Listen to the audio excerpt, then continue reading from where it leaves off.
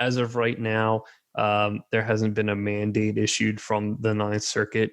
The government, California government, is certainly well within its right to ask for a rehearing or a rehearing en banc, and I'll talk about that in 1 second. And then from there, there's also the possible petition to the Supreme Court, asking the Supreme Court, hey, will you grant this petition to hear this matter and tell us what the answer is?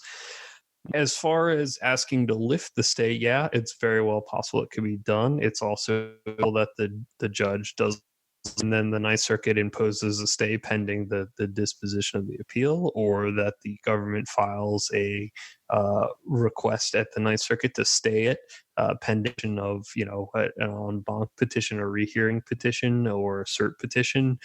So there's a number of ways that this could shake out. So as of right now, your interpretation is in fact correct, that as of right now, I believe would in fact be unlawful to ship magazines into California, and that it would be unlawful for individuals in California to purchase all of that stuff that law currently bans. Now, whether that changes, I'll be see that together.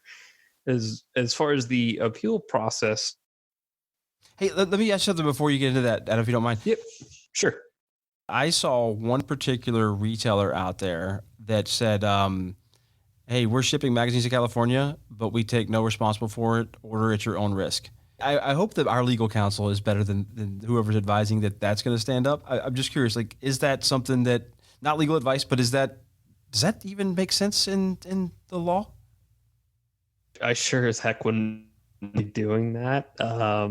There's a fairly good argument, I would think, that they've availed themselves to California's laws by selling magazines to Californians. It could, be facing the Attorney General in California for legal action.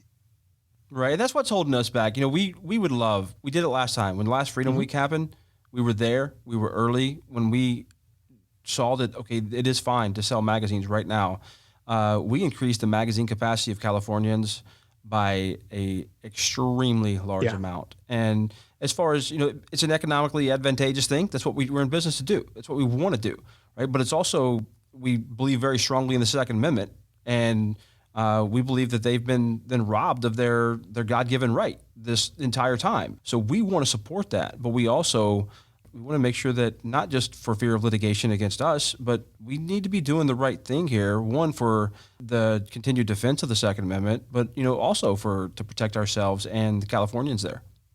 Well, yeah, I mean, I did mention that they potentially put themselves at risk of prosecution, but really the person buying the mag themselves at the potential for risk of prosecution, because unless that that stay is lifted, currently that law is still in effect, and you would be violating the law. And if you violate the law, you're looking at potential criminal penalties for California. That's probably not something you want to be looking at if you want to be able to own and possess firearms and ammunition.